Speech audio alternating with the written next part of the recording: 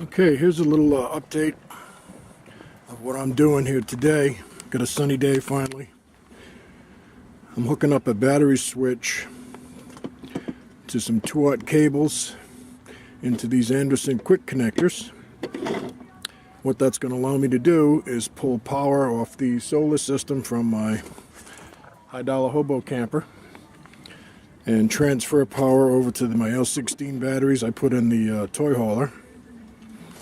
Then I can hit this switch over to number 1 would be the hobo, 2 would be the toy hauler, and all, of course, would be all. So I can either do all the batteries, toy hauler batteries, the hobo batteries, which are pretty much just going to be in reserve on float. I could always switch them to all should I need some more 12-volt power. And that, in turn, gets rid of the, pardon me while I'm walking, gets rid of the need of running my generators like I've been doing for the last 2 days. Tried out that little Viking high-frequency charger. The thing worked great. Right now I'm just tapped in with a set of jumper cables, and they're showing like 13.3. Here's one line coming out from underneath the hobo, and this is where the connectors are going to be. And this will even work when it's in the truck, because they'll just be hanging outside the bed. And I'm using my Temco crimpers. As you can see, I got cabling in here. Tried to do this in one hand. Open up the door. Moments from now, I'll be able to ditch these jumper cables, and I'll have a dedicated line coming in from the Temp.Solar charge controller. And I can throw these 500 watts of solar up on the roof directly into the batteries of the toy hauler. And I'll leave my big AGM batteries in here where this camper is always ready to go. And then there's 355 amp hours of additional power should I need it. So it's going to work out good. I parked the 2 campers here in close proximity just so I could do this. Then it's just going to have, obviously, that's an old set of jumper cables. Haven't used them in years. They're 2 gauge. It's going to cut the ends off, secure them properly. And that'll be my first stage solar upgrade here. This would be day 4. Yeah, day 4. Today's Wednesday. So I'm finally going to get a little solar power coming into the toy hauler. And the weather's going to start to clean up a little bit and get a little warmer.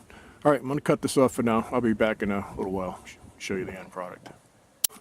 Okay, I've got the cables installed. We're showing 14.8 at 0.9 amps. That's coming into the these AGM batteries here in the hobo camper. I got the switch installed. I need to put a screw in it up here, so it'll be out of the way. So now I'm going to switch it over to the toy hauler. If I can do it with one hand. There she is. It's on the toy hauler.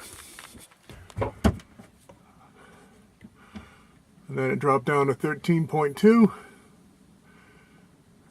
And 17. 60. 2.7 volts, 3.4 amps. That comes out to 13.2 volts at 15.2 amps. And now the meter out here should reflect that. I'm going to jump down about 3 feet. There we go. There's the cabling. Now the sun is charging my batteries. I can't see the viewfinder, but it's showing 12.8, 12.83, 12.82, 8.4. There you go. Just charging. Fantastic. Fantastic.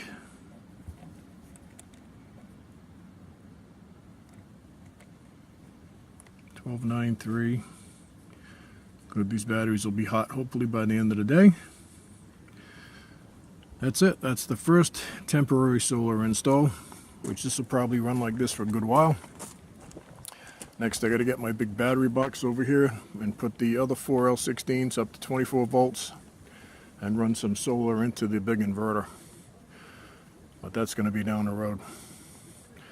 Okay, that's it. That's the update on the transfer from the high dollar hobo, 500 watts up on the roof, now coming in to the toy hauler, and I can switch back to both battery banks, or I wanted to charge them independently one at a time, because these batteries are going on 3-year-old L16 flooded lead acid. The ones in the hobo camper are less than a year old AGMs, so I don't want to charge them the same.